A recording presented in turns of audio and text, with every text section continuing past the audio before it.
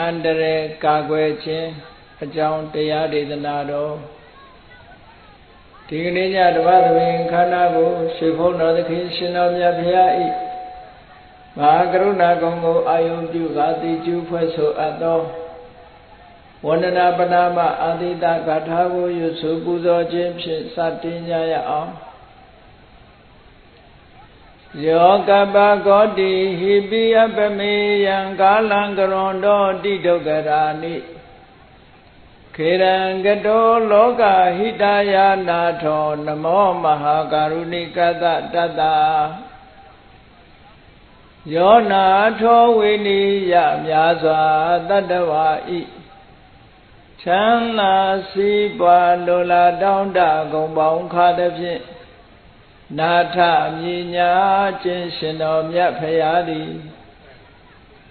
ကပ္ပကောတိဟိပိဂရေကဘာအရေးအတွက်သင်္ချာတို့ဖြင့်တော်လဲအဘယ်မေယံအရေးအတွက်တိုင်းတာဖော်ပြခြင်းကမစွမ်းနိုင်ပါသောကာလံလေးအသင်ချေသိမ့်နေကဘာရှိကြသောကာလပတ်လုံးလောကဟိတယတတ္တလောကဤအကျိုးစီးပွားအလုံးငါအတိဒုက္ခရာနိဥ္စာတဲ့ချစ်လက်အင်္ဂါမေတ္တာကြီးမှသမိတာနှင့်တထာဂနိစွန့်ခြင်းကြီးဟုကျတိထဝေငါးသွဲအစုအလုံးခဲရင်တော်မူတော်ကိုကရွန်တော်ဘေယဖြစ်ရန်ဤတန်ကျုပ်ကိုအထုတ်တော်မူရသည်ဖြစ်၍ခေရန်လက်ချေမျက်လုံးအသက်ဆုံးလည်းရဲ့နှလုံးစိတ်ဝံကိုရောဤပင်မခြင်းတို့ကတောဘဝတဏ္ဍကျိန်ခံများစွာရောက်တော်မူခဲ့ရရှာလေပြီမဟာကရုဏိကတတ္တဝါများယင်ဝေတာကဲ့သို့တနာချစ်ခင်မဟာကရုဏာရှင်ဖြစ်တော်မူသောတတနာတတဝိနိယများစွာတတ္တဝါဤချမ်းသာစီးပွားလိုလားတောင်းတအကုန်ပေါင်းခါလည်းဖြင့်နာထမြညာထိုရှင်တော်မြတ်ဖရာအားနမောယုတိပြောင်းပြောင်းမှန်ကိုလျော်၍ကရောယုကျိုးရှိခိုးခြင်းသည်အထုဘဝတုစင်စစ်မသွေဖြစ်ပါစေတည်း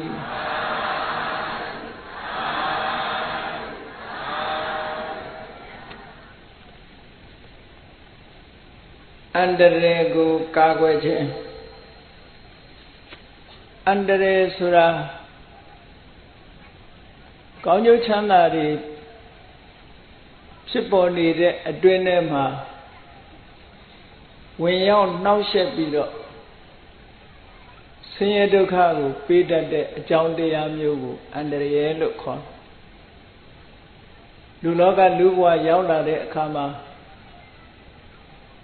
အန္တရာယ်ဆိုတာရှိတယ်ပေါ့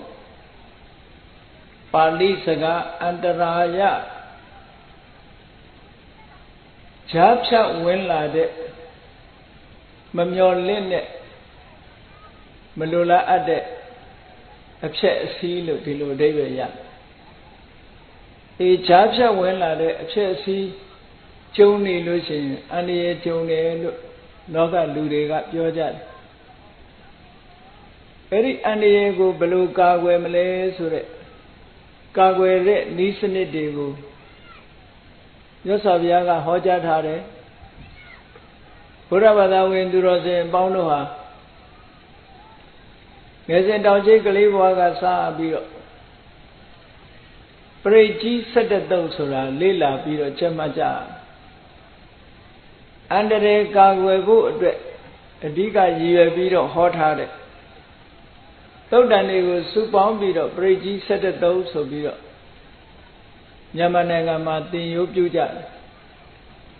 ပရိတ်ဆိုတဲ့စကားလုံးကပရိတ္တဆိုတဲ့ပါဠိကလာတဲ့စကားဖြစ်တယ်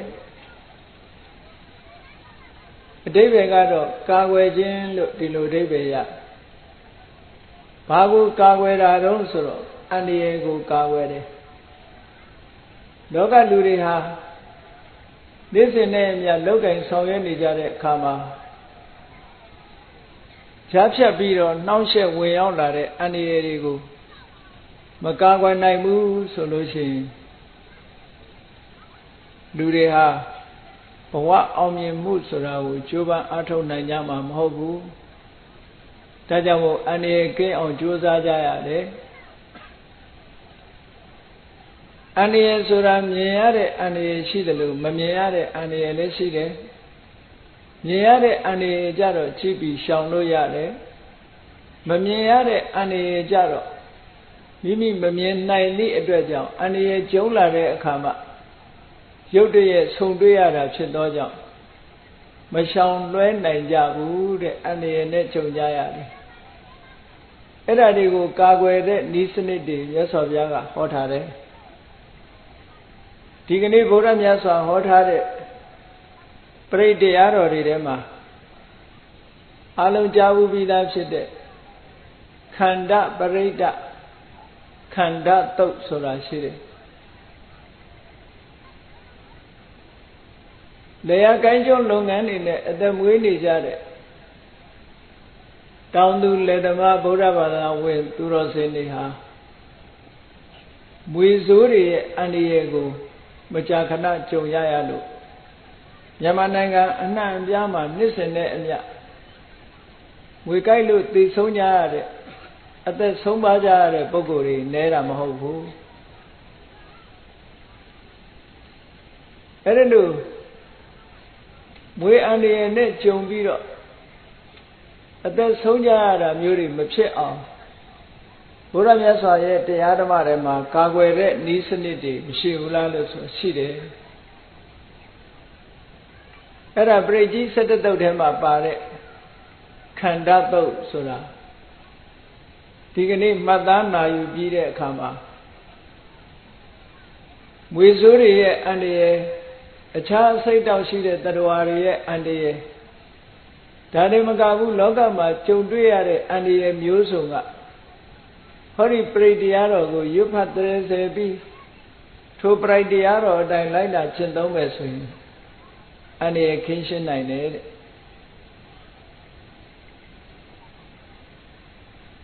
အဲ့ဒါကြောင့်မို့လို့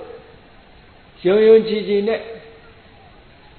ဒီပရိတရားတော်လာကျင့်စဉ်များကိုကျင့်ကြံကြိုးကိုအထုတ်ခြင်းဖြင့်အစိတ်တောက်ရှိတဲ့တ attva တွေရဲ့အန္တရာယ်ဟာကာကွယ်ပြီးသားဖြစ်လို့အန္တရာယ်ကင်းပြီးတော့မိမိတို့လုပ်ငန်းကြိုင်တာတွေဖြောင်းဖြောင်းဖြူဖြူဒီလိုဖြစ်နိုင်တယ်ပေါ့ဒါကြောင့်မို့လို့ဒီသုတ်တံမှာခန္ဓာသုံးလို့ပရိကြီး17တုတ်မှာပါရှိတော်လဲအင်္ဂုတ္တရနိကေမှာတော့အဟိရာဇကုလတုတ်လို့ခေါ်တယ်အဟိရာဇကုလဆိုတာအဟိဆိုတာမွေရာဇကုလဆိုတာမင်းမျိုးမွေမင်းမျိုးနဲ့ပတ်သက်တဲ့တုတ်လို့ဒီလိုအဟိရာဇကုလတုတ်လို့ဒီလိုဟောတယ်950ဇတ်ထဲမှာဒီတုတ်တံကိုခန္ဓာဇတ်ဆိုပြီးတော့မြတ်စွာဘုရားဟောထားတာရှိတယ်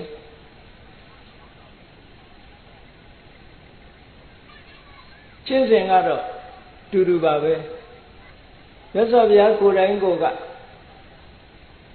အစိတ်တောက်ရှိတဲ့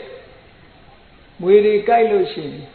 သို့မဟုတ်မွေတွေအကြိုက်မခံရအောင်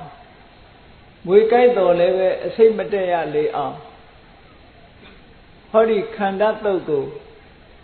ရွတ်ဖတ်တရေစေခြင်းလိုက်နာကျင့်သုံးခြင်းဖြင့်မွေအန္တရာယ်တွေကာကွယ်နိုင်တယ်အခြားအန္တရာယ်တွေကိုလည်းကာကွယ်နိုင်တယ်အလွန်စွမ်းထက်တယ်လို့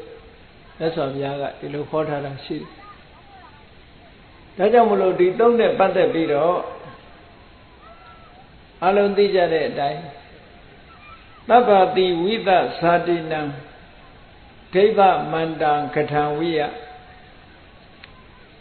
ယန္နာသေတိဝိတံဂောရံသေတင်စာပိပရိတယံ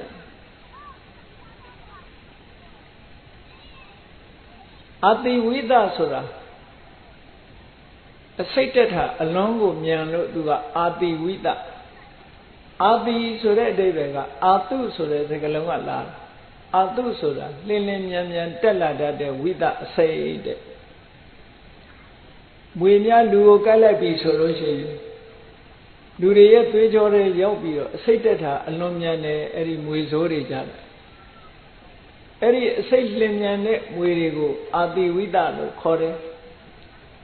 နောက်အဓိပ္ပာယ်တနည်းကအာတိဆိုတာမွေဆွဲကိုပြောတာအဲ့ဒီမွေဆွဲထဲမှာအစိတ်တွေရှိတယ်မွေဆွဲကအဆွဲမှာအခေါင်းလေးတွေပါတယ်အဲ့ဒီအခေါင်းလေးထဲမှာအစိတ်တွေပါမွေရကိုက်လိုက်ပြီဆိုလို့ရှိရင်လူရဲ့သွေးတဲ့အဲ့ဒီအစိတ်တွေကြံရည်တယ်အဲ့ဒီအစိတ်ဟာလွန်လင်းမြန်မြန်နဲ့အထက်ကိုတက်လာတတ်လို့အာတိဝိတလင်သောအစိတ်ရှိတယ်အစိတ်တက်လာပြီဆိုလို့ရှိရင်လူတွေဟာအသက်ရှင်ဖို့ခက်ခဲပြီးတော့သွားတာပေါ့ဒါဖြင့်အဲ့ဒီမွေတွေအကြိုက်မခံရအောင်ဘာလုပ်ရမလဲဒီသုတ်တံမှာကျင့်စဉ်တစ်ခုကိုပေးထားဒီသုတ်တံကိုရွတ်ဖတ်တဲ့ဆယ်ပြီးတော့လိုက်နာကျင့်သုံးမယ်ဆိုရင်တဲ့သဗ္ဗတိဝိတ္တဇာတိနံစိတ်ပြင်းထန်တဲ့မွေတွေအားလုံးရဲ့ပြင်းထန်တဲ့အစိတ်တွေကိုဒိဗ္ဗမန္တံကရံဝိယနတ်တွေအသုံးပြုတဲ့နတ်မန္တံလိုပဲအလွန်စွန့်ထက်တဲ့ဒီတော့ဟာအကရဆိုတာဆေးနတ်ဆေးကိုအသုံးပြုမယ်ဆိုလို့ရှိရင်လည်းအစိတ်တွေကချက်ချင်းပြေပြောက်သွားတယ်မန္တန်ရွတ်ဖတ်လိုက်လို့ရှိရင်လည်းအစိတ်တွေကကျသွားတယ်ဒါကြောင့်မို့လို့နတ်မန္တန်နတ်ဆေးဝါးနဲ့အလားတရံတူတယ်လို့ဒီလိုပြောတယ်အဲ့ဒါလို့နတ်မန္တန်နတ်ဆေးဝါးတွေနဲ့အလားတရံတူတယ်ပြင်းထန်တဲ့အစိတ်ကိုချက်ချင်းဖယ်ရှားပြစ်နိုင်တယ်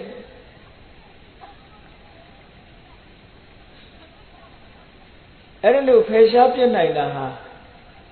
ဘယ်နေရာမှာဖယ်ရှားပြစ်နိုင်တာလဲဆိုတော့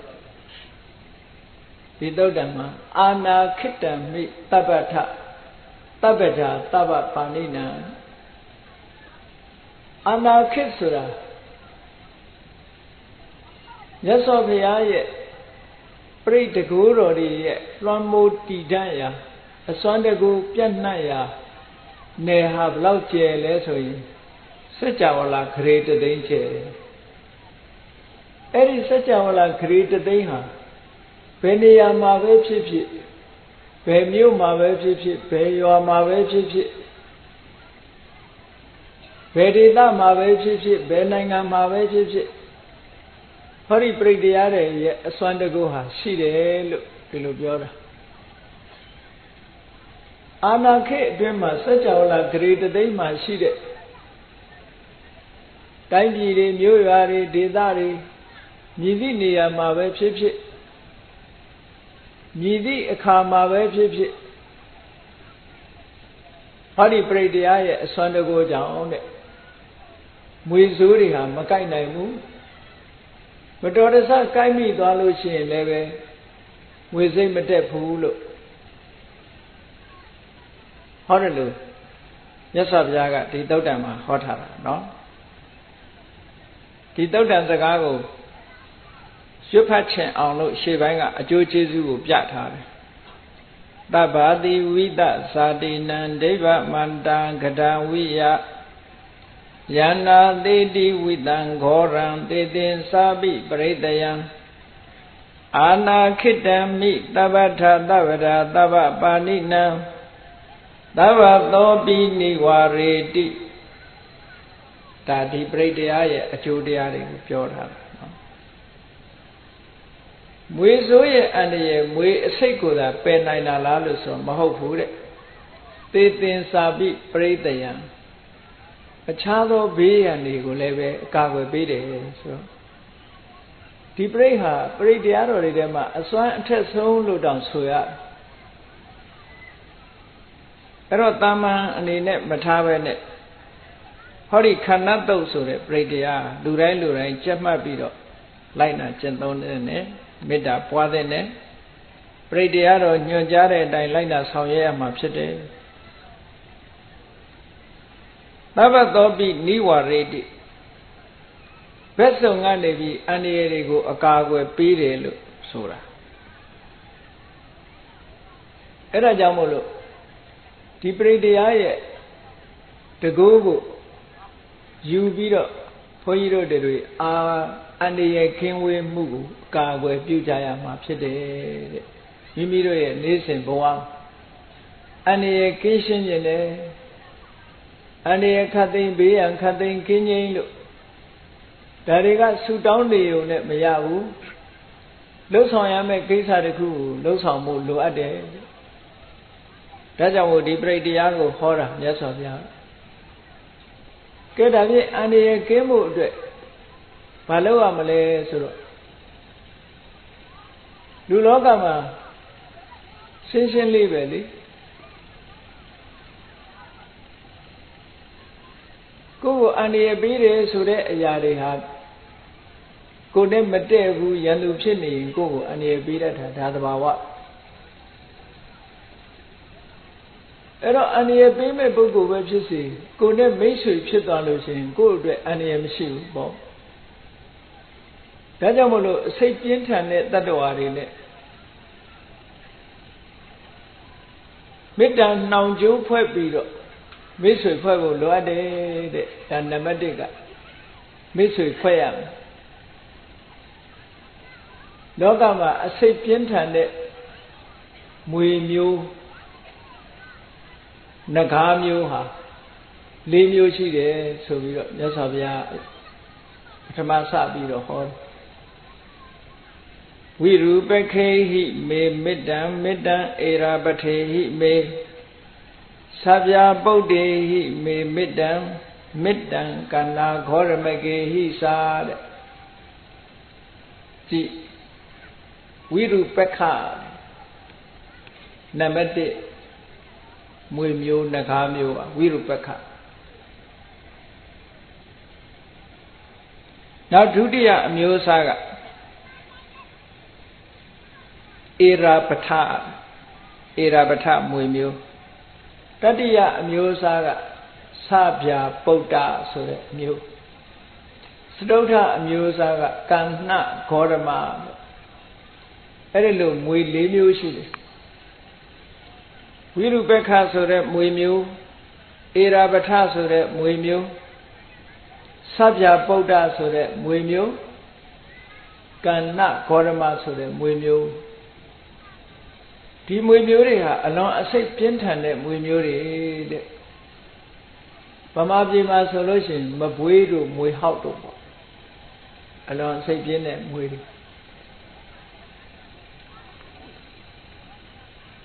Duriga Mabuiso in Mabuido on Macoya, both heated to Georgia, no? Muido, Muihauto Sola. Along safe pin Logama Muigale Musa and Madama Yade. The Chumuiga Amyasugaro Tata Wida Kaila de Kama Sata de Muya Tamu Data Wida Mianlaita Sata de Muyu Makaya Mianlaita never sated. Eri Muyaro along Joseph account. Eri Muigu Tochi Laitane Luma said that. Now the two are Pota Wida, Muya Kaita Mobu, Muigo net Tilaitane said that. Eri Muya along Joseph account. Eri Muiri them, Tata Wida so them Muyaro Yamabima Metakana Twitcho Nijara, Muikaite Sura. Data with them with Surado, Madrijo Bujabu. Pota with them with Suraleve, Madrijo Bujabu. Those are Balisa Bema, Matanda Kushi. Shentari Bodara, Matimia, Ni, Shen Uba de Nasurashi. Shen Uba de Naga. Down Gong Langu the Kurema. Time beat up. Then I choke later. Erilu choked the chamber. Good night, young Yenachega. မွေကလေးနှစ်ကောင်ကတကောင်ဆော့ကစားနေရကနေပြီးမွေလေးတစ်ကောင်ကရှင်ဥပဒေနာရဲ့ပခုံးပေါ်ဖတ်ခနဲ့ကြဖတ်ခနဲ့ကြလိုက်တာနဲ့တပြိုင်နက်ဒီကုလုံးအစိတ်တက်သွားအဲ့ဒါနဲ့ရှင်ဥပဒေနာရှင်သာရိပုတ္တရာရဲ့ညီအရင်ပေါ့ယဟန္တာကြီးပဲမွေလေးကကြိုက်တာမဟုတ်ဘူးပခုံးပေါ်ဖတ်ခနဲ့ကြလိုက်တာနဲ့အသားနဲ့မွေရဲ့ခန္ဓာကိုယ်နဲ့ထိလိုက်တာနဲ့အစိတ်တွေတက်ပြီးတော့ပြိဋိဘံဆံသွားရတယ်ဆိုရယ်မှတ်တမ်းရှိအဲ့တော့ဒီမွေမျိုးကတော့မြန်မာပြည်မှာတော့မကြားဘူးပေါ့တစ်ချိန်တုန်းကအိန္ဒိယနိုင်ငံမှာရှိခဲ့တယ်လို့ဒီလိုပြောတယ်တော့အဲ့ဒီမွေတွေကလည်းပဲအလွန်ကြောက်စရာကောင်းတဲ့မွေတွေပေါ့အဲ့ဒီမွေတွေအမျိုးအစားရှိတဲ့ထဲကနေပြီးတော့ဘယ်မွေမျိုးပဲဖြစ်ဖြစ်အဓိကမွေမျိုးကြီး၄မျိုးတည်းကမွေတွေကိုအာယုံပြုပြီးတော့မေတ္တာပွားဖို့လိုတယ်တဲ့မေတ္တာပွားတယ်ဆိုတာမိတ်ဖွဲ့တာပဲဒါကြောင့်မို့ဝိရုပက္ခေဟိမေမေတ္တံဆိုတာဝိရုပက္ခမွေတွေနဲ့လည်းပဲမိတ်ဆွေဖွဲ့ပါတယ်မေတ္တာသက်ဝင်ပြီးတော့ကျွန်တော်နဲ့အပြန်အလှန်မေတ္တာထားပြီးတော့မိတ်ဆွေဖွဲ့ပါတယ်လို့ဒီလိုမေတ္တာပို့ဖို့လိုအပ်တယ်ထို့တူပဲဧရာပထဆိုတဲ့မွေမျိုးတွေသဗ္ဗဗုဒ္ဓဆိုတဲ့မွေမျိုးတွေကန္နဂေါရမဆိုတဲ့မွေမျိုးတွေနဲ့လည်းမေတ္တာသက်ဝင်ချစ်ခင်ခြင်းဖြင့်မိတ်ဆွေဖွဲ့ပါတယ်လို့မေတ္တာပို့ဖို့မိတ်ဆွေဖွဲ့ဖို့လိုအပ်တယ်မေတ္တာရဲ့အစွမ်းတကူဟာအလွန်မှထက်တယ်ပေါ့ထိုမွေတွေမိမိမြင်သည်ဖြစ်စေမမြင်သည်ဖြစ်စေလောကမှာရှိကြတဲ့အစိတ်ပြင်းထန်တဲ့မွေတွေနဲ့ကျွန်ုပ်ရဲ့မေတ္တာဟာထိုမွေတွေနဲ့မေတ္တာသက်ဝင်ချစ်ခင်ခြင်းဖြင့်ထိုမွေတွေနဲ့မိတ်ဆွေဖြစ်ပါရစေမိတ်ဆွေဖြစ်ပါတယ်မွေတွေပေါ်မှာမေတ္တာထားပါတယ်လို့ဆိုတာစိတ်ထဲကလည်းမေတ္တာအာယုံပြုပြီးတော့မေတ္တာပို့တယ်နှုတ်ကလည်းပဲရွတ်ဆိုတယ်ဆိုလို့ရှိရင်ထိုပုဂ္ဂိုလ်ဟာနှုတ်ကလည်းရွတ်ဆိုမယ်စိတ်ကလည်းတကယ်မေတ္တာပို့နေမယ်ဆိုလို့ရှိရင်အဲ့ဒီမွေတွေဟာမိမိကိုအန္တရာယ်မပေးတော့ဘူးတဲ့ဘယ်တတ္တဝါပဲဖြစ်ဖြစ်ကိုယ့်ကိုအန္တရာယ်ပေးတဲ့ပုဂ္ဂိုလ်မှအန္တရာယ်ပေးတတ်တယ်ကိုကသူတို့ပေါ်မှာမေတ္တာထားလို့ရှိရင်တတ္တဝါတွေကလည်းကိုယ့်အပေါ်မှာပြန်ပြီးတော့မေတ္တာထားလို့ရှိတာဒါသဘာဝပဲပေါ့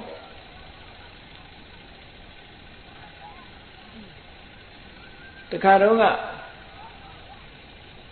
ဘင်္ဂလားဒေ့ရှ်နိုင်ငံမှာသတင်းစာထဲမှာဖတ်လိုက်ရတဲ့အကြောင်းအရာလေးတစ်ခုရှိဘင်္ဂလားဒေ့ရှ်နိုင်ငံမှာဖြစ်ပျက်ခဲ့တာပေါ့အိမ်တဲ့အိမ်ပေါ်မှာမွေဟောက်တစ်ကောင်တွေ့မွေဟောက်ကိုသူတို့နိုင်ငံကဘာသာစကားနဲ့ဆိုရင်နာဂလို့ပဲခေါ်တယ်နဂါပေါ့မွေဟောက်တစ်ကောင်တွေ့တော့အိမ်ရှင်လုပ်တဲ့ပုဂ္ဂိုလ်ကအဲ့ဒီမွေဟောက်ကို6တဲ့အနေနဲ့ထုံးနဲ့ရိုက်လိုက်တယ်ပေါ့ရိုက်ပြီးတော့မွေကိုကြောက်အားလာအားနဲ့ရိုက်လိုက်တော့အဲ့ဒီမွေဟာသူ့မျက်စိအောက်ကနေပျောက်ပြီးတော့သွားတယ်မွေလေးကဒဏ်ရာရသွားတယ်ပေါ့ဒဏ်ရာရပြီးတော့လွတ်သွားအဲ့ဒီလိုဒဏ်ရာရသွားတဲ့မွေကဘယ်ရောက်သွားမှမသိဘူးနောက်တည့်ရက်ကျတော့မွေဟောက်တွေ50ကောင်တန်းစီပြီးတော့သူ့အိမ်ပေါ်တက်လာကြတဲ့အဲ့ဒါနဲ့အိမ်ကလူတွေအကုန်ထွက်ပြေးကြမနေရဲကြတော့မွေတွေတက်လာကြအဲ့ဒါသဘောကတော့မွေတစ်ကောင်ကိုသူတို့ရိုက်လိုက်တဲ့အကြောင်းမို့လို့ဒီရဲ့မွေရဲ့ဆွေမျိုးသားချင်းတွေကလာပြီးတော့ဒီပုဂ္ဂိုလ်ကိုအန္တရာယ်ပြုဖို့ရောက်လာကြတယ် သဘောပဲအဲ့ဒါနဲ့ထွက်ပြေးကြရတယ်ဒီလိုသတင်းစာတွေပါခဲ့ဘူးတယ်အဲ့ဒီနိုင်ငံတွေမှာမွေဟောက်ကိုနာဂလို့ခေါ်တယ်အိန္ဒိယနိုင်ငံမှာလည်းပဲမွေဟောက်ကိုနာဂလို့ပဲခေါ်တယ်ဗမာပြည်ကတော့နဂါဆိုလို့ရှိရင်ပကြီးဆရာတွေရေးချယ်ထားလို့အပေါ်ကအမောက်ပါမှနဂါလို့ထင်တယ်မွေတွေဟာနဂါပဲအမှန်ကားလို့အဲ့ဒီမွေမျိုးတွေဟာမိမိကိုအန္တရာယ်ပြုပြီဆိုလို့ရှိရင်လူကိုပြန်ပြီးတော့အန္တရာယ်ပြုတတ်တယ်ဒါကြောင့်မို့လို့မြန်မာပြည်မှာလည်းအတွေ့အကြုံရှိကြတယ်မွေဥတွေပါလေများယူလာမေးလို့ရှိရင်အနံ့ခံပြီးတော့မွေတွေကလိုက်လာတတ်တယ်ယဟန်တော်တွေကိုမြတ်စွာဘုရားကဝိနည်းသိက္ခာပုဒ်မှာပြညတ်ထားတာရှိတယ်မွေသားမစားရဘူးလို့ဘာဖြစ်လို့မွေသားမစားရသလဲလို့ဆိုရင်မွေသားစားထားတဲ့ပုဂ္ဂိုလ်ရဲ့အနံ့ကဒီအနံ့ကိုမွေတွေကသိတယ်သိတဲ့အခါကျတော့အဲ့ဒီယဟန်ကိုအန္တရာယ်ပြုတတ်တယ်တဲ့မွေသားစားထားတဲ့ပုဂ္ဂိုလ်ဆိုမွေကအနံ့ရသည့်အတွက်ကြောင့်အဲ့ဒီပုဂ္ဂိုလ်ကိုအန္တရာယ်ပြုတယ်ဒါကြောင့်မို့လို့ယဟန်တွေမွေသားမစားရဘူးလို့မြတ်စွာဘုရားပြညတ်ထားတာရှိတယ်မြည်သည့်တတ္တဝါပဲဖြစ်ဖြစ်သူတို့ရဲ့အန္တရာယ်ပြုတဲ့ပုဂ္ဂိုလ်ဆိုရင်သူတို့ရန်သူလို့သတ်မှတ်ပြီးတော့ဒုက္ခပေးတတ်တယ်အဲ့ဒါကြောင့်မို့လို့မြတ်စွာဘုရားကမိမိကိုယ်တိုင်မေတ္တာထားကြဖို့မွေတွေတွေ့ရင်မတတ်ဘဲနဲ့မေတ္တာထားဖို့အဲ့ဒါလို့မေတ္တာထားခြင်းဖြင့်မွေတွေရဲ့မေတ္တာကိုလည်းပဲမိမိတို့ကပြန်ရရှိမှာဖြစ်တယ်လို့ဒီလိုဟောတာဝိရုပက္ခေဟိမေမေတ္တဒါပထမမေတ္တာပွားရအောင်ဝိရုပက္ခဆိုတဲ့မွေမျိုးတွေနဲ့ကျွန်ုပ်ရဲ့မေတ္တာဟာဖြစ်ပါစေကျွန်ုပ်ရဲ့မေတ္တာဝိရုပက္ခမွေမျိုးတွေထံရောက်ရှိပါစေလို့မေတ္တာပို့တာထို့တူပဲမေတ္တံဧရာပထေဟိမေဧရာပထမွေမျိုးတွေနဲ့လည်းပဲကျွန်ုပ်မေတ္တာဖွဲ့ပါတယ်ကျွန်ုပ်မေတ္တာဧရာပထမွေမျိုးတွေထံလည်းရောက်ရှိပါစေသဗ္ဗဗုဒ္ဓေဟိမေမေတ္တံသဗ္ဗဗုဒ္ဓမွေမျိုးတွေနဲ့လည်းကျွန်ုပ်ရဲ့မေတ္တာနှောင်ကြိုးဖွဲ့ပါတယ်ကျွန်ုပ်မေတ္တာသဗ္ဗဗုဒ္ဓမွေမျိုးတွေထံရောက်ပါစေမေတ္တံကန္နာဂေါရမကေဟိသကန္နာဂေါရမကမွေမျိုးတွေနဲ့လည်းကျွန်ုပ်မေတ္တာဖွဲ့ပါတယ်မိတ်ဆွေဖွဲ့ပါတယ်ကျွန်ုပ်မေတ္တာတက်ရောက်ပါစေလို့ဒီလိုမေတ္တာပွားပါတဲ့အဲ့ဒီလိုမေတ္တာပွားခြင်းဖြင့်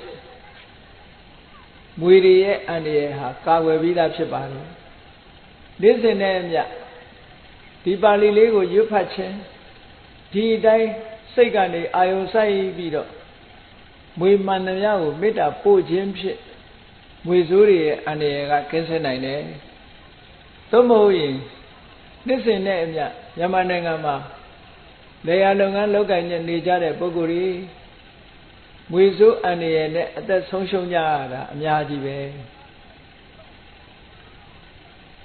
ဒါကြောင့်မို့အကာအကွယ်တစ်ခုဆိုတာလူတိုင်းမှာရှိတဲ့နဲ့ပေါ့ဒါမွေတွေကိုအဓိကထားပြီးတော့ဟောတာနောက်တစ်ခုကလောကမှာမြည်သည့်တ attva ပဲဖြစ်ဖြစ်မိမိနဲ့မေတ္တာတက်ဝင်ချစ်ခင်နေဖို့လိုအပ်တယ်မေတ္တာခန်းချောက်သွားပြီဆိုရင်တူတူအန္တရာယ်ပြုနိုင်တယ်ပေါ့အန္တရာယ်ပြုတာနဲ့တပြိုင်တည်းအန္တရာယ်မကင်းဘူးဆိုတာဖြစ်လာနိုင်တယ်ဒါကြောင့်မို့လို့တ attva အမျိုးအစားလိုက်မေတ္တာပွားဖို့ကိုမြတ်စွာဘုရားကဆက်ပြီးတော့ဟောတာရှိတယ်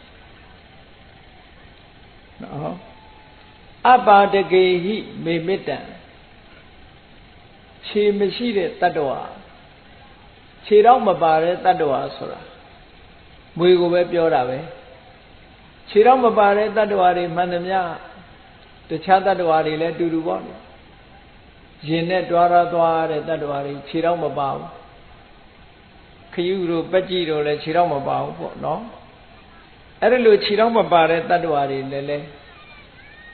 ကျွန်တော်ရဲ့မေတ္တာဟာအတူတကွာရှိပါစေသူတို့ပေါ်မှာလည်းမေတ္တာထားရမယ်မေတ္တံဒိပါဒကေဟိမေခြေထောက်နဲ့တတ္တဝါကိုခွဲလိုက်တာခြေထောက်နှစ်ချောင်းရှိတဲ့တတ္တဝါတွေနဲ့လည်းပဲမေတ္တာသက်ဝင်ချစ်ခင်မှုရှိပါစေလူတွေဟာခြေနှစ်ချောင်းရှိတာပေါ့အဲ့တော့ခြေနှစ်ချောင်းရှိတဲ့ပုဂ္ဂိုလ်တွေကိုလည်းပဲမေတ္တာပို့ပါတဲ့နောက်တစ်ခုကစတုပ္ပရိဟိမေမေတ္တံမေတ္တံဘဟုပရိဟိမေအခြေလေးချောင်းရှိတဲ့တတ္တဝါတွေနဲ့လည်းမေတ္တာသက်ဝင်ချစ်ခင်မှုရှိပါစေကျွဲတို့နွားတို့ခွေးတို့အခြေလေးချောင်းရှိတဲ့တတ္တဝါတွေအခြေနှစ်ချောင်းရှိတာတွေဆိုတာကြက်တို့လူတို့ခြေထောက်နှစ်ချောင်းရှိတဲ့တတ္တဝါတွေငှက်တွေတို့ခြေနှစ်ချောင်းရှိတာတွေအခြေလေးချောင်းရှိတာကျွဲနွားခွေးတိရစ္ဆာန်ဒါမျိုးတွေအခြေလေးချောင်းရှိတယ်သူတို့ပေါ်လည်းပဲမေတ္တာဘာဝနာထားပါတဲ့မေတ္တာပွားပေးပါနောက်တစ်ခုကမေတ္တံဘဟုပတိဟိမေခြေတွေများစွာရှိတဲ့တတ္တဝါတွေနဲ့လည်းပဲမေတ္တာသက်ဝင်ချစ်ခင်ပါစေလို့အခြေအများကြီးရှိတဲ့တတ္တဝါဆိုတာလေးချောင်းနဲ့ပူတာကိုအများလို့သတ်မှတ်ရတယ်ဒါကြောင့်ဘဒုံကောင်တွေတို့ဘာတို့ကြတော့အခြေလေးချောင်းနဲ့ပူတယ်ပေါ့အခြေ6ချောင်းရှိတာလို့ခြေနေမှာခြေတော့ဘယ်နှချောင်းရှိခြေနေကလည်းခြေတော့4ချောင်းရှိတာပဲเนาะအဲ့တော့အခြေ4ချောင်းရှိတဲ့တတ္တဝါအခြေ2ချောင်းရှိတဲ့တတ္တဝါအခြေများစွာခြေတော့များစွာရှိတဲ့တတ္တဝါကင်းခြေများတို့ဆိုလို့ရှိရင်ခြေတော့တွေများစွာရှိတယ်အဲ့ဒီလိုတတ္တဝါတွေကိုခွဲလိုက်တဲ့အခါမှာခြေတော့မပါတဲ့တတ္တဝါခြေတော့2ချောင်းပါတဲ့တတ္တဝါခြေတော့4ချောင်းပါတဲ့တတ္တဝါခြေတော့များစွာပါတဲ့တတ္တဝါလို့ဒီလိုခွဲတယ်အဲ့တော့ဗမာစကားပုံထဲမှာငေါင်းခြေတော့တစ်ချောင်းမစားကောင်းဆိုတော့ခြေတော့တစ်ချောင်းနဲ့ငေါင်းဆိုတဲ့တတ္တဝါရှိတယ်လို့သာပြောတာဒီသုတ်တန်ရဆိုလို့ရှိရင်ခြေတော့တစ်ချောင်းရှိသောတတ္တဝါလို့မရှိသည့်အတွက်ကြောင့်ခြေတော့တစ်ချောင်းနဲ့တတ္တဝါတော့ရှိဖို့မရဘူးပေါ့ခြေတော့3ချောင်းနဲ့တတ္တဝါလည်းရှိဖို့မရဘူးအဲ့တော့ရှိနိုင်တာကခြေတော့မရှိတဲ့တတ္တဝါရဲ့ခြေတော့2ချောင်းရှိတဲ့တတ္တဝါရဲ့ခြေတော့4ချောင်းရှိတဲ့တတ္တဝါရဲ့ခြေတော့များစွာရှိတဲ့တတ္တဝါရဲ့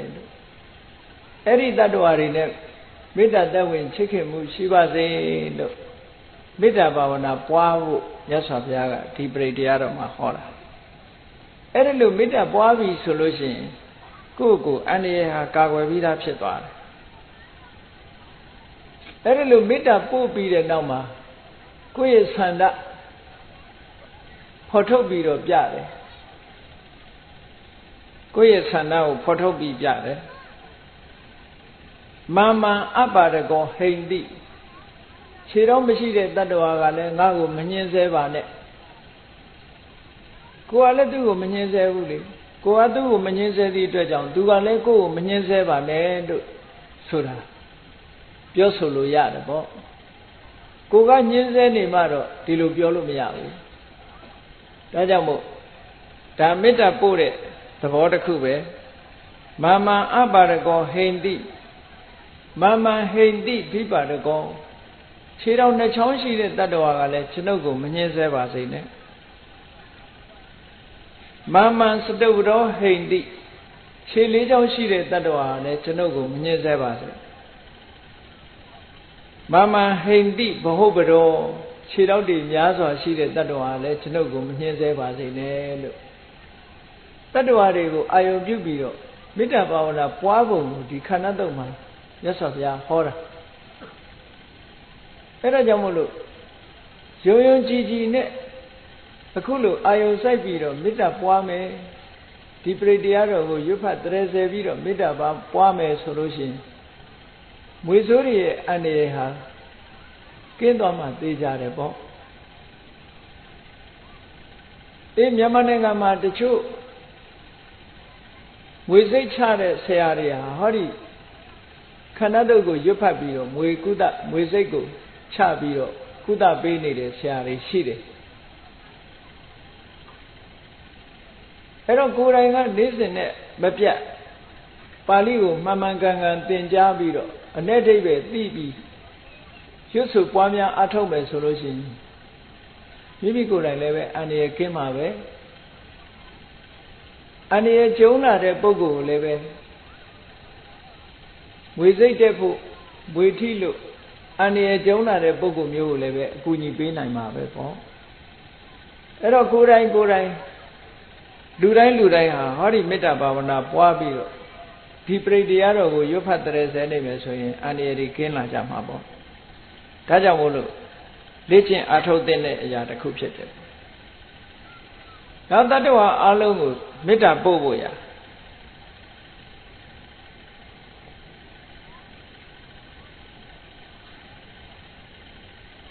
သဗ္ဗေတတ္တသဗ္ဗေပါဏာ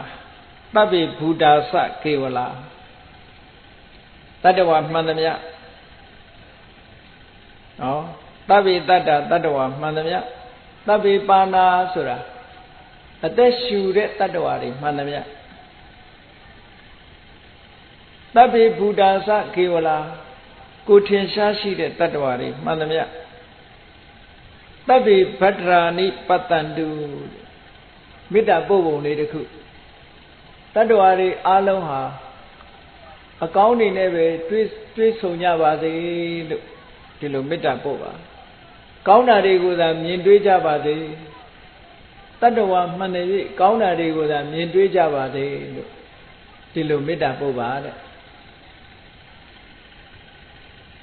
နောက်တစ်ခုကမာကင်စိပါပမာကမာဘယ်ပုဂ္ဂိုလ်မှဘယ်တတ္တဝါမှဆင်းရဲဒုက္ခ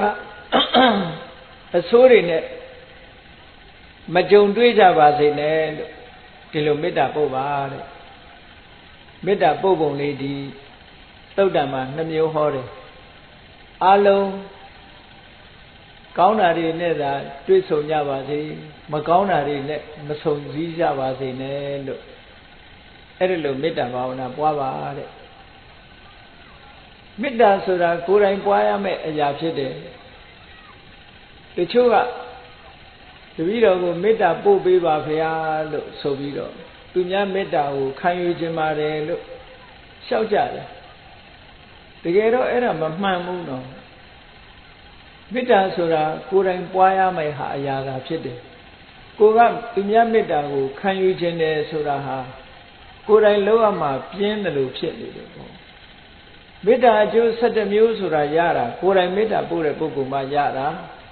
သူများမေတ္တာခံယုံနဲ့မေတ္တာအကျိုး17မျိုးရမှာမဟုတ်ဘူးဒါကြောင့်မို့မေတ္တာဆိုတာကိုယ်တိုင်ပွားရတာသာဖြစ်တယ်သို့သောတရားဓမ္မတွေကဆရာတော်တွေနဲ့တွေ့တဲ့အခါရှောက်လို့ရှိတယ်တပည့်တော်မေတ္တာပို့ပေးပါအောင်ဖေဟာလို့ရှင်ဘုရားမေတ္တာခံယူပါတယ်လို့အဲ့ဒါကိုယ်တိုင်ပို့ရမှာကိုမေ့လျော့ပြီးတော့ပြောတဲ့စကားမျိုးဖြစ်နေတယ်အဲ့တော့မေတ္တာဆိုတာကိုယ်တိုင်ပွားရမယ်လို့မှတ်ထားပြီးကိုယ်တိုင်ကမေတ္တာပွားဖို့လိုအပ်ပါပဲကိုယ်တိုင်မေတ္တာပွားမှအန္တရာယ်ဟာအပြည့်အဝကင်းမှာဖြစ်ပါတယ်ဒီမှာမေတ္တာပွားပုံနေ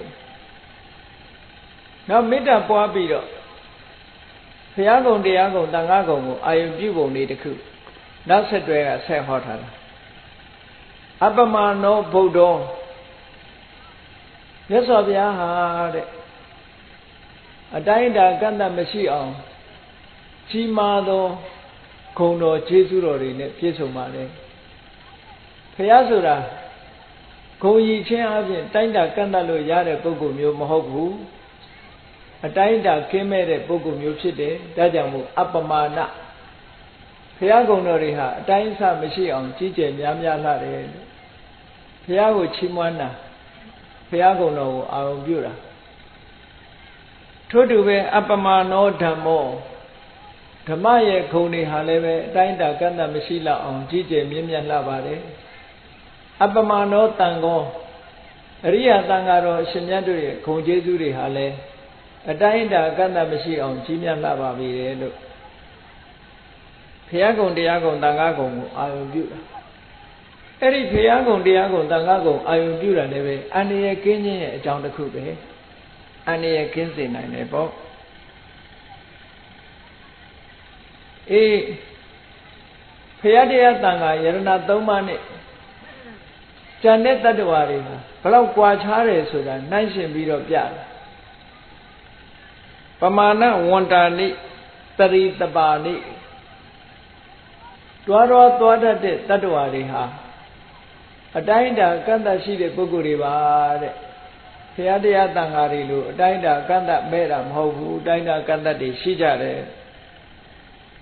ဆိုလိုတာကလူတယောက်ဟာအစင်တန်းမြင့်တယ်အစင်တန်းနှိမ့်တယ်ဆိုတာဘယ်သူကကန့်သတ်နေတာတော့လို့ဆိုတော့သူ့တဏ္ဍာမှာဖြစ်တဲ့ကုသိုလ်စိတ်အကုသိုလ်စိတ်တွေကကန့်သတ်ပေးနေတာဥပမာမယ်လောဘကြီးတဲ့ပုဂ္ဂိုလ်ဒေါသကြီးတဲ့ပုဂ္ဂိုလ်မောဟကြီးတဲ့ပုဂ္ဂိုလ်အဲ့ဒီလောဘဒေါသမောဟကသူ့ရဲ့အဆင့်အတန်းကိုနှိမ့်ချပြီးတော့ကန့်သတ်ပေးတာပဲလောဘဒေါသမောဟမရှိဘူးဆိုလို့ရှိရင်သူ့ရဲ့အဆင့်ဟာမြင့်လာတာဒါကြောင့်မို့လို့တတ္တဝါတွေကြတော့ပမာဏဝန္တာနိတရိတပါနိတတ္တဝါတွေဟာအတိုင်းအတာကန့်သတ်ရှိနေကြတဲ့တတ္တဝါတွေဒါဖြစ်တယ်အဲ့ဒီတတ္တဝါတွေကဘာတွေလဲလို့ဆိုရင်အစိတ်ရှိတဲ့တတ္တဝါတွေကိုထုတ်ပြအဟိတဲ့မွေတဲ့ဝိသိကကင်းမြီခောက်လူတွေနဲ့နီးတဲ့ဟာတွေကိုပြောတတ္တပတိကင်းချေပြန်ဩနနာဘိပင့်ခုပင့်ကူဆိုတဲ့အကောင်တွေကလည်းတခါတည်းသိပ်ပြီးတော့အစိတ်ပြင်းတဲ့ပင့်ကူတွေရှိတယ်တခါတော့ကနိုင်ငံခြားဇာကားတစ်ခုရိုက်ထားတဲ့ထဲမှာပင့်ကူတစ်ကောင်ပါလာတာ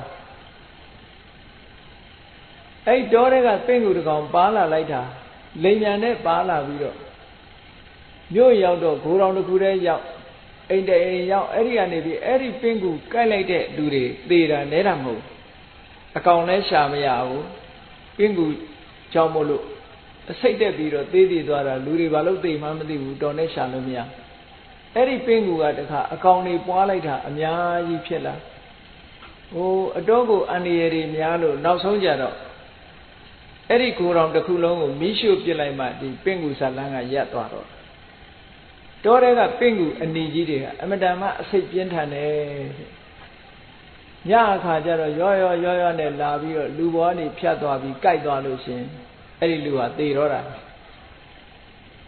အဲ့ဒါကြောင့်မို့လို့ပင့်ကူကောင်ဟာအစိတ်ရှိတဲ့တတ္တဝါမို့ဒီထဲမှာမေတ္တာပုတ်ထားနောက်တရပူတက်တူဆိုတဲ့အကောင်ကလည်းအစိတ်ရှိတဲ့တက်တူမျိုးကိုဆိုလို့မူတိကာကြွက်ကလည်းပဲအစိတ်အလွန်ပြင်းတယ်လို့ပြောတယ်မြန်မာပြည်မှာရှိတဲ့ကြွက်တွေတော့ကြွက်ကြိုက်လို့သေးတယ်ဆိုတော့မကြားဘူးတိရိလင်္ကာနိုင်ငံမှာအစိတ်ရှိတဲ့ကြွက်ရှိတယ်နှုတ်သီးကချွန်လေးရဲ့သူကနှုတ်သီးကချွန်လေးအဲ့ဒီကြွက်ကြိုက်ထားလို့ရှိရင်3နှစ်လောက်တော့အစိတ်ကမတက်သေးဘူး3နှစ်ကျော်လာလို့ရှိရင်အစိတ်တက်အလွန်ကြောက်စရာကောင်းတဲ့အစိတ်သူကလူတွေကတော့မသိဘူးပေါ့ကြွက်ကကြိုက်တုန်းကလွန်ခဲ့တဲ့3နှစ်လောက်ကကြိုက်ထားတာသေတဲ့အခါကျတော့ကြွက်ကြိုက်ပြီးနောက်3နှစ်လောက်မှသေတာဆိုကြွက်ကြိုက်လို့သေတယ်လို့မထင်ကြအဲ့ဒီလိုအစိတ်ရှိတဲ့ကြွက်မျိုးတွေကလည်းလူလောကမှာရှိတယ်တဲ့ဒါကြောင့်မို့လို့ကြွက်ကလည်းအန္တရာယ်ရှိတာပဲပေါ့ဒါကြောင့်မို့ဒီထဲမှာထည့်ထားတာမုတိကာကတာမေရက်ခာကတာမေပရိတံ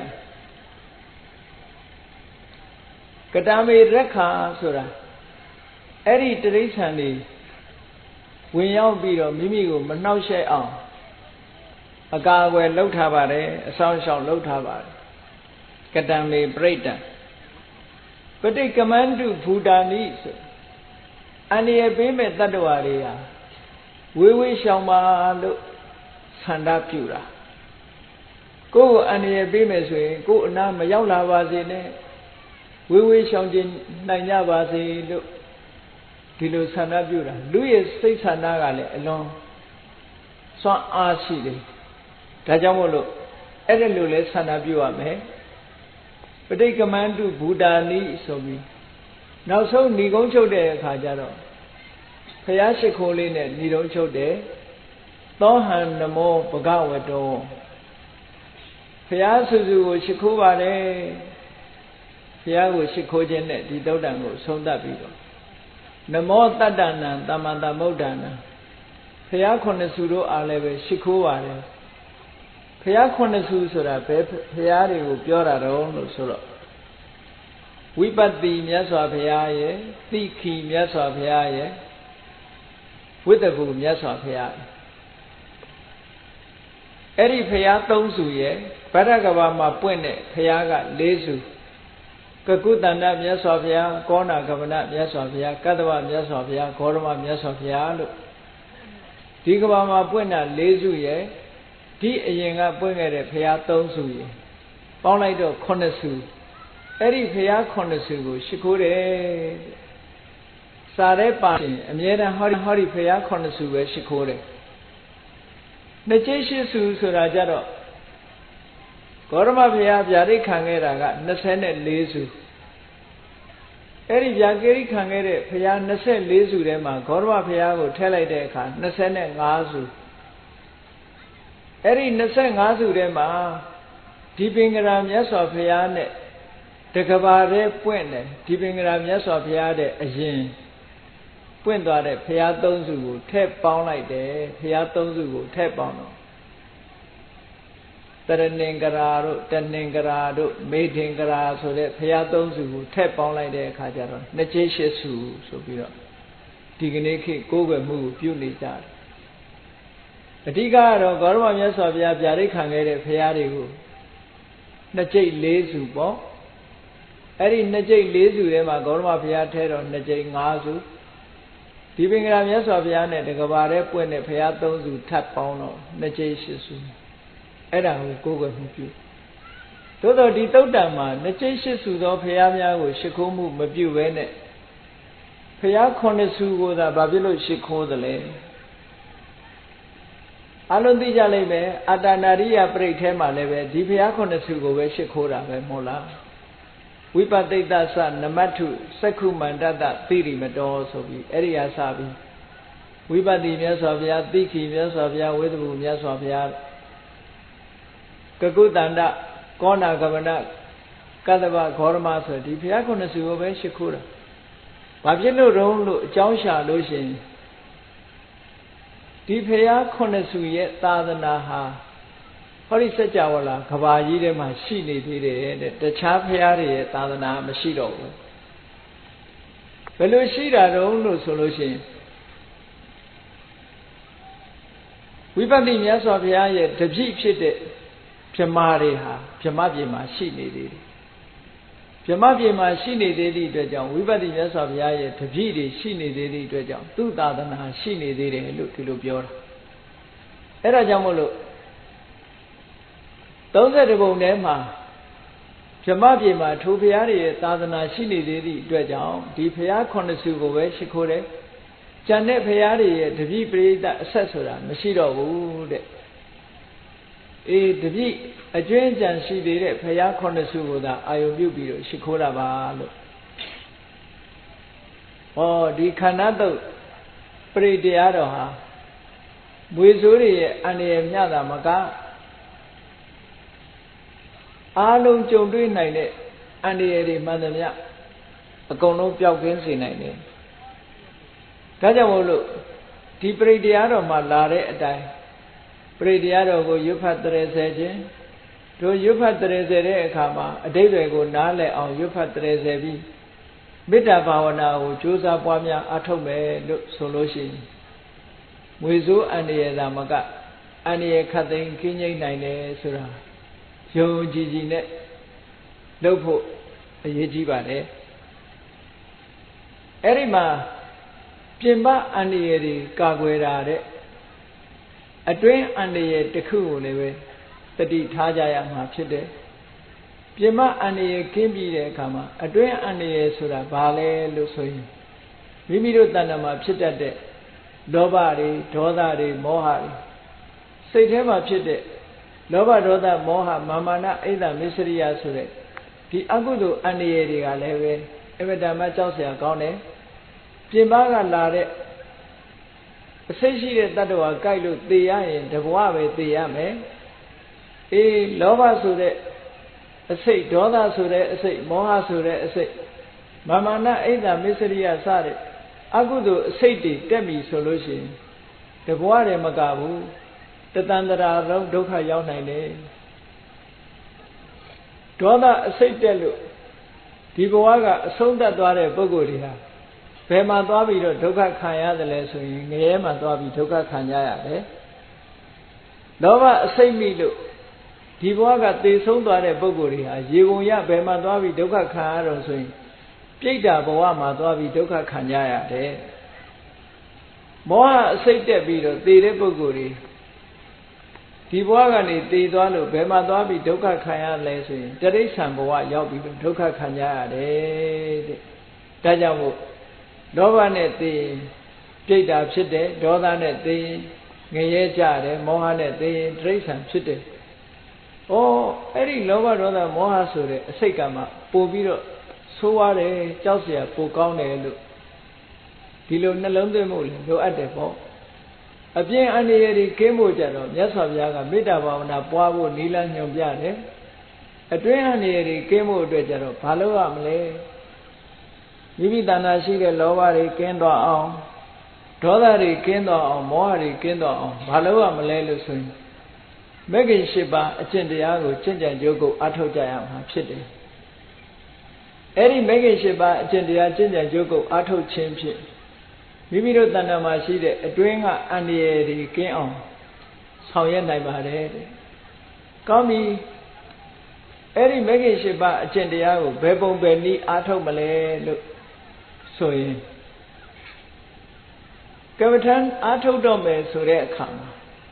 ပထမဆုံးဘာလုပ်ဖို့လိုအပ်တယ်လဲလို့ဆိုရင်မဂ္ဂင်၈ပါးထဲမှာပါတဲ့အတိုင်းတော့နေ့စဉ်နဲ့ဘဝမှာ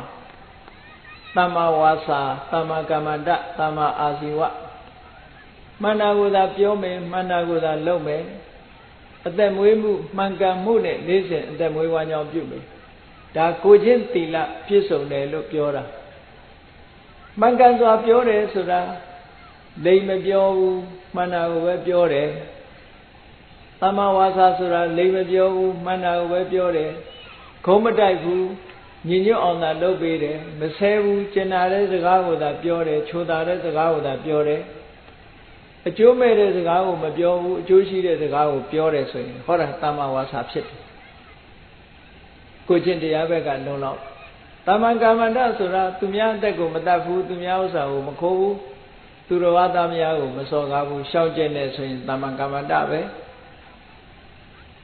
အဲ့ဒီဝစီဒုစရိုက်၄မျိုးကာယဒုစရိုက်၃မျိုးနဲ့အသက်မွေးမှုမပြုဘူးဆိုလို့ရှိရင်သမ္မာအာဇီဝလို့ကိုကျင့်တရားကောင်းအောင်ရှင်းဥစွာကျင့်ကြံကြိုးကိုအားထုတ်အောင်ဒါတွေအရင်ပြည့်စုံပြီဆိုတဲ့အခါကျတော့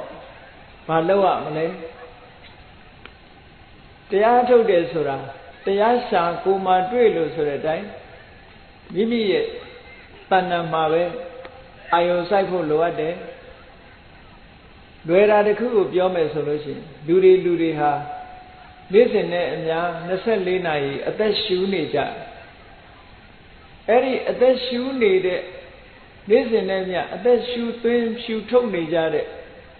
ဒီလေလေးကိုပဲအာယုံစိုက်ပြီးတော့နာသီးပြဝါမှာစိတ်ကလေးကိုထားပြီးတော့ရှူသွင်းလိုက်တဲ့အချိန်မှလည်းပဲထိမှန်းသိရင်သိတယ်ဆိုတာလေးမှတ်ဖို့ရှိုက်ထုတ်လိုက်တဲ့အခါမှာလည်းပဲဒီ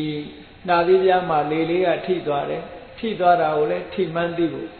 အဲ့ဒီနေရာလေးကိုအာယုံစိုက်ပြီးတော့သိနေအောင်ကြိုးစားတာဒါကမ္မထာအထုတ်တာပဲစိတ်ကလေးကိုတည်ငြိမ်အောင်ပထမကြိုးစားတယ်အဲ့ဒီလိုကြိုးစားခြင်းဖြင့်အဲ့ဒီလိုကြိုးစားနေတဲ့အခါမှာ ဘာတွေသိလာဘာတွေဖြစ်တုံးလို့ဆိုတော့ထိုထိမှန်းသိအောင်ကြိုးစားနေခြင်းဟာသမ္မာဝါယာမလို့ခေါ်တယ်အဲ့ဒီထိတဲ့လေလေးကိုစင်ဆက်မပြအာယုံစိုက်ပြီးတော့ထားတာကသမ္မာတတိအဲ့ဒီအာယုံလေးပေါ်မှာစိတ်ကလေးငြိမ့်နေတာကသမ္မာသမာဓိတဲ့အဲ့ဒီလိုငြိမ့်နေတာကိုစင်ဆက်မပြဖြစ်နေအောင်ဒီအာယုံလေးပေါ်မှာသာတွေးကြံနေတာကသမ္မာသင်္ကပ္ပအာယုံရဲ့သဘာဝလေးကိုအမှန်သိသွားတာကသမ္မာဒိဋ္ဌိလို့ဆိုတော့ဟောဒီမဂ္ဂင်၈ပါးအကျင့်တရားကိုကျင့်ခြင်းဖြင့်မိမိတို့တဏ္ဍာမှာဖြစ်တဲ့လောဘကိုလည်းပဲဖယ်ရှားနိုင်တယ်ဒေါသကိုလည်းဖယ်ရှားနိုင်တယ်မောဟကိုဖယ်ရှားနိုင်တယ်စဉ်းစားကြည့်လေအသက်ရှူရှိုက်မှုလေးကိုအာယုံပြုပြီးတော့လေ့ကျင့်နေတဲ့အချိန်လေးမှာပဲကြည့်လောဘဆိုတာလည်းဖြစ်မလာဘူးဒေါသဆိုတာလည်းဖြစ်မလာဘူးအသက်ရှူရှိုက်မှုမှန်မှန်ကန်ကန်သိနေသည့်အတွက်ကြောင့်မောဟဆိုတာလည်းဖြစ်မလာဘူးတဲ့ဟောလောဘလည်းမဖြစ်ဘူးဒေါသလည်းမဖြစ်ဘူးမောဟလည်းမဖြစ်ဘူးဆိုလို့ရှိရင်လောဘဒေါသမောဟဆိုတဲ့အတွင်းအန္တရာယ်တွေဟာကင်းသွားတာပေါ့နောက်ဆုံးမှာမိမိရဲ့စွမ်းဆောင်မှုတွေသမ္မာဒိဋ္ဌိသမ္မာသင်္ကပ္ပသမ္မာဝါယာမသမ္မာတတိသမ္မာသမာဓိဆိုတဲ့ဒီသဘာဝတရားတွေရဲ့စွမ်းဆောင်မှုဟာအလွန်ကြီးမားလာပြီဆိုလို့ရှိရင်ဝိပဿနာဉာဏ်အစဉ်စဉ်တက်လို့နောက်ဆုံးမဲ့စိတ်တွေပေါ်မယ်ခိုးစိတ်တွေပေါ်လာမယ်ဆိုရင်နိဗ္ဗာန်ကိုမျက်မှောက်ပြုနိုင်တဲ့အဆင့်ထိအောင်ရောက်သွားရင်တဏှာဝဆင်းရဲတဲ့မှာကြုံတွေ့ရမယ့်အန္တရာယ်တွေဟာအလုံးကင်းငြိမ်းသွားနိုင်ပါတယ်တဲ့ဒါကြောင့်မို့တရားချစ်ခင်သူတော်စင်ပြိဿအပေါင်းတို့ပြင်ပကအန္တရာယ်ကင်းဖို့ရာအတွက်မေတ္တာဘာဝနာပွားခြင်းဘုရားကုံတရားကုံတို့ကိုအာယုပြုခြင်းခန္ဓာတုတ်လာကျင့်စဉ်ကိုကျင့်ခြင်းဖြင့်အန္တရာယ်ကိုကာကွယ်နိုင်တယ်အတွင်းအန္တရာယ်ကင်းဖို့ရာအတွက်ကြတော့မဂ္ဂင်၈ပါးအကျင့်တရားကိုကျင့်ခြင်းဖြင့်အတွင်းအန္တရာယ်တွေကိုကာကွယ်နိုင်တယ်ဒါကြောင့်အန္တရာယ်ကိုကာကွယ်ခြင်းဆိုတဲ့နေရာမှာအပြင်အန္တရာယ်ကာကွယ်ဖို့နည်းလည်းသိဖို့လိုတယ်အတွင်းအန္တရာယ်ကာကွယ်ဖို့ဆိုတဲ့နည်းကိုလည်းသိဖို့လိုတယ်အဲ့ဒီလိုသိရှိပြီးတော့ဘုရားမြတ်စွာဟောကြားတော်မူခဲ့တဲ့ဒေသနာတော်အတိုင်းပြင်ပကအန္တရာယ်တွေကင်းအောင်လည်းပဲ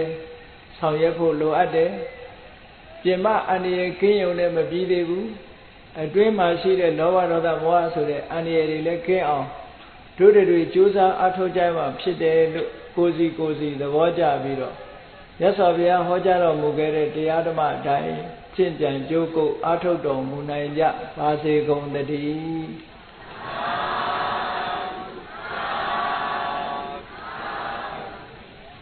ကဲမေတ္တာပို့ရအောင်တတ္တဝါများစွာ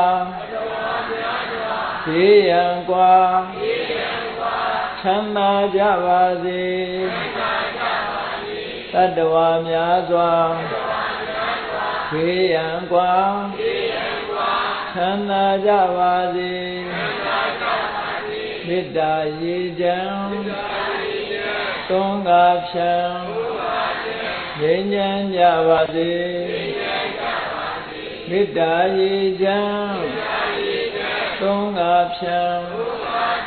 ငြိမ်းချမ်းကြပါစေသက်ရှိချမ်းသာစိတ်ချမ်းသာတို့ရာဆန္ဒပြည့်ပါစေသက်ရှိချမ်းသာစိတ်ချမ်းသာတို့ရာဆန္ဒပြည့်ပါစေဓမ္မောတရံပိဝိတဝနာဝိသာသဗ္ဗေတမုဟတံအာဇရာမရာတိတိဘာဝံနိဗ္ဗာနံယန္တုတာရော